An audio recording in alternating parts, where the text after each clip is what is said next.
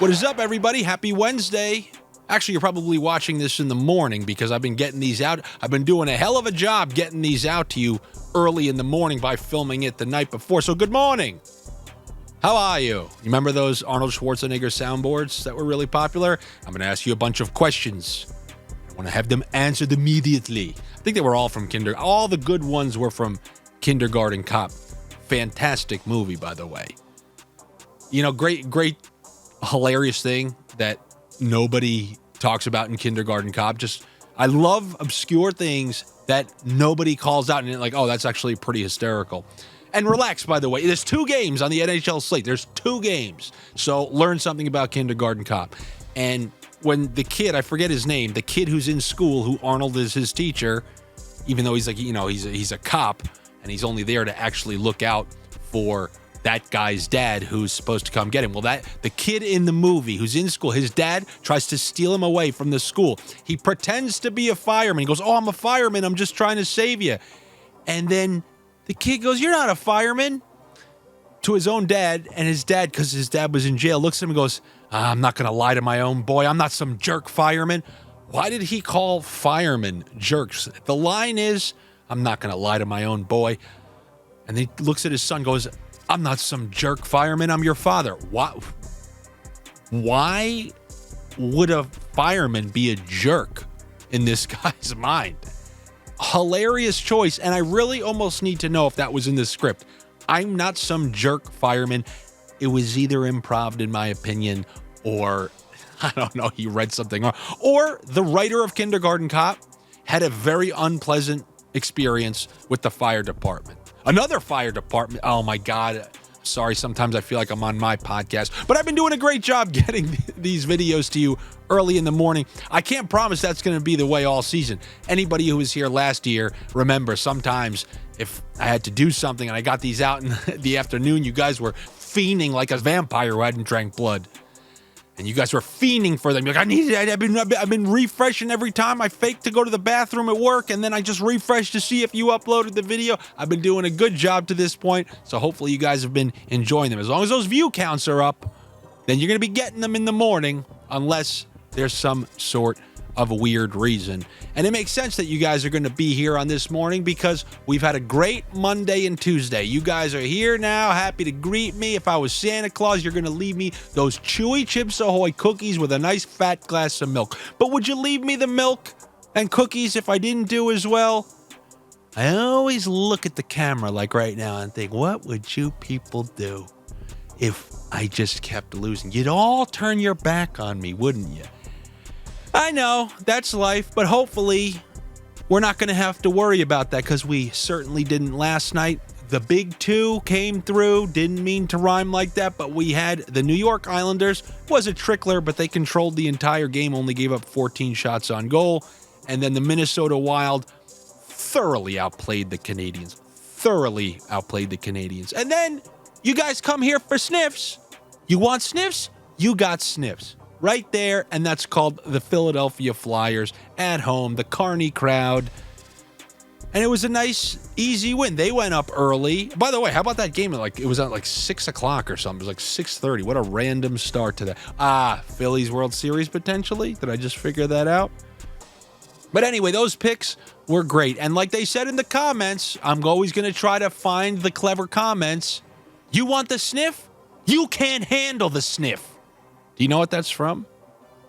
I always assume everybody's a big idiot. You want the sniff? You can't handle the sniff.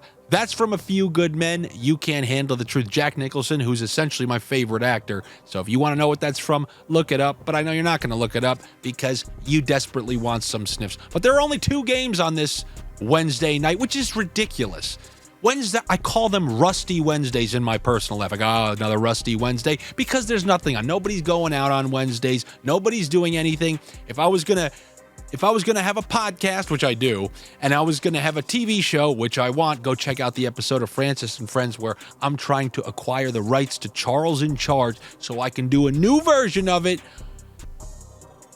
Go check out Francis and Friends, but I would put it on Wednesday nights because I call them Rusty Wednesdays. Tell me this is not a good night for 4 NHL games.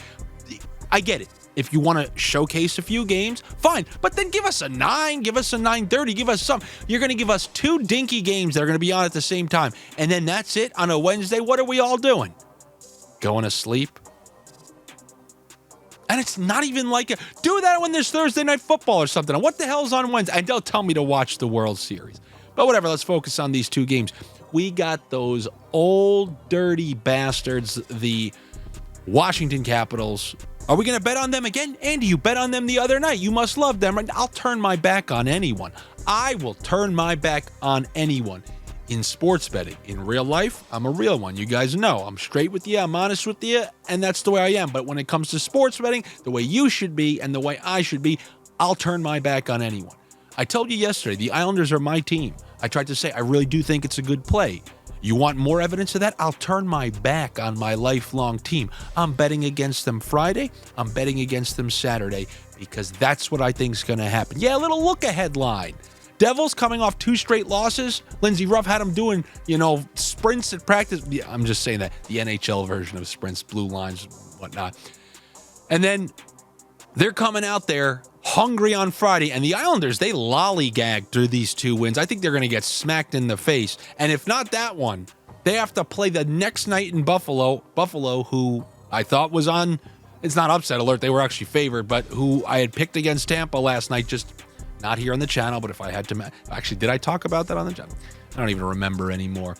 However, I'm betting against the Islanders. I'll turn my back on anyone, and I don't even want to say that I'm going to turn my back on Washington because that was like a one-night stand bet. That was, okay, yeah, this is what I got tonight. There aren't many games. You're the last one in the bar. I'll take it. They were my favorite pick, but only because the circumstance called for it. They played their first game at home, stayed home. They were waiting there, starting 0-2 at home. I thought was unlikely, even though it almost happened.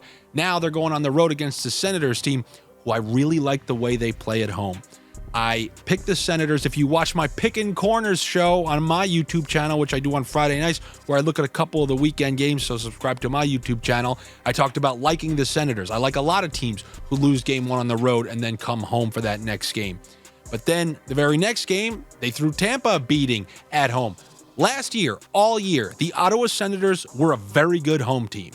And I see no reason why I shouldn't be betting on them against this dusty old Washington Capitals team, especially when you think of many of the players on Ottawa, young, have a lot of speed. And I really think of all the, I hate to say this, but all the scam teams, those Buffalo scam teams, it's always the big 4. It was Jersey, Buffalo, Ottawa, Detroit. Jersey finally rose from the ashes last year. And if I had to take my pick of the one to rise from the ashes this year, it's Ottawa. I'm always worried about goaltending and defense, but that trade for Jacob Chychrun last year, I see a little something from him. Then when you add him to Shabbat and Sanderson, if they can make the bottom 3 work, and they get a little bit of goaltending, I think they could be the team to rise in there because they showed some nice push. Kind of stinks that they lost to Brinkett. They tried to plug that hole with slow old Tarasenko. We'll see how that works out in the long run, but in the short term, when I look at the matchup between a young, skilled speed team who plays well at home against a dusty old Capitals team, I'm going to take Ottawa. It is the NHL. We've seen some wild things happen already, but I'm going to trust that Ottawa will do enough to get by Washington because I was watching Washington even in that game where we took them. Even Ovechkin was just struggling to even find enough space to shoot. How often do you see Alex Ovechkin in a game they're trailing by 2? No shots on goal all the way through the game. He couldn't free himself up. He looked even slower than normal. And, I would hate to bet against Ovechkin to get a point, but I truly believe the best bet on the Capitals to get a point on a nightly basis is John Carlson. He's still young enough where he can be a factor. He still plays that top power play. He's on 3-on-3 situations in overtime. And as you saw last game, because he plays so much, he gets paired up with random other lines. He caught a secondary assist on a different line. I weirdly think that Carlson has a better chance of getting a point than Ovechkin. Then again, maybe Ovechkin is just off to a really slow start or something, but I did not like the way. Go watch his shootout move from the other night. You don't get much slower than that. Anyway, so I will take Ottawa. Then you can pair in the Carlson point and a Brady Tkachuk point. That will give you that game at plus 300. And then in the other game, we got the Pittsburgh Penguins. And there's this guy on Twitter, I think his name's Stevie Bongrips. He's a huge Detroit fan, and he just keeps trying to convince me every single game that goes on. No, Detroit, man, I'm telling you, this is the year. This is the year. I'm telling you, man, you gotta listen, man. You gotta listen. It's Detroit's year. We've all been a you gotta listen, man. We've all been a trust me, man. I can't. It's October. I'd love to trust you. Detroit's one of the teams. You're going to have to prove it to me all year. And I'm talking about in March, I might be going, they still might be a scam. They might lose 8 in a row and drop out. It's going to take a year for me to believe. However, I'll say right to your face, they've done an excellent job in these first couple of games. They're scoring. They're playing well. I mean, even against the Devils, they didn't. I mean, that one came down to the very end, then followed it up with 2 big wins, playing very well at home, and they're going to be at home in this one. Interestingly enough, I love October Detroit. We know this. It's that other team that comes as a wild card to me. Who am I getting? Am I getting that Pittsburgh team who lost in the last game of the year against the lowly Blackhawks and then lost to the Blackhawks again to open up the year? Or are we going to get the team who handily beat the Capitals, shut them out, and then the very next game won 5-2 against Calgary? Which one of those are we going to get? I don't know. So what I'm going to do, I'll do you a favor, Stevie Bongrips. I'm taking Detroit at plus 1.5. That's the only way I feel comfortable taking them. That's just me telling you, come on, don't make me pick this game. But I will take them plus 1.5. After 2 convincing performances at home, this is a nice little step up in competition at home. I know they played the Lightning, but the Lightning, come on, they're losing to everyone on the road right now. It's different when they don't have Vasilevsky, and Stamkos hasn't been playing. But you're getting this, Sidney Crosby-led team coming off 2 straight wins coming in there. It's going to be a good test. I don't mind taking Detroit plus 1.5. And in a same game parlay, I'll add Sidney Crosby because they got his point total at 0.5 in this one. So if I take Crosby to get a point with the Detroit Red Wings at plus 1.5, I'm getting them at plus money in that game. I will take that. And also, if you don't have the ability to, that's a damn shame. If you can't put those 2 together in a same game parlay, you should probably go register at Bet365, which does have those same game parlays. And also, if you're a new user over there and you do register, you deposit $10, put a $5 bet, they're going to give you $150 in free bonus bets. You just got to be a new user, like I said, over 21, but you got to be in a state where sports betting is legal and has Bet365. All the states don't have, but Canada has it. They have it internationally, and if you want to take advantage of that promotion, click the appropriate link in the bio. They're all there. So that's where you can take that same game parlay. But also, if you don't have that availability, then I'll also take both teams over 1.5, and I'll take the Detroit Red Wings at plus 1.5. It's a good way to get them. Detroit's been scoring every game. Pittsburgh has been scoring every game. And that is what we're going to go with here on this Wednesday night. But you know what, baby? It's a rusty Wednesday. Enjoy the fruits of your sniff. Tomorrow, we got NFL. We got a full Thursday night in the NHL, a whole bunch of games to choose from. So maybe tonight is a good night to enjoy the fruits of your Monday and Tuesday sniffs. Good luck to you.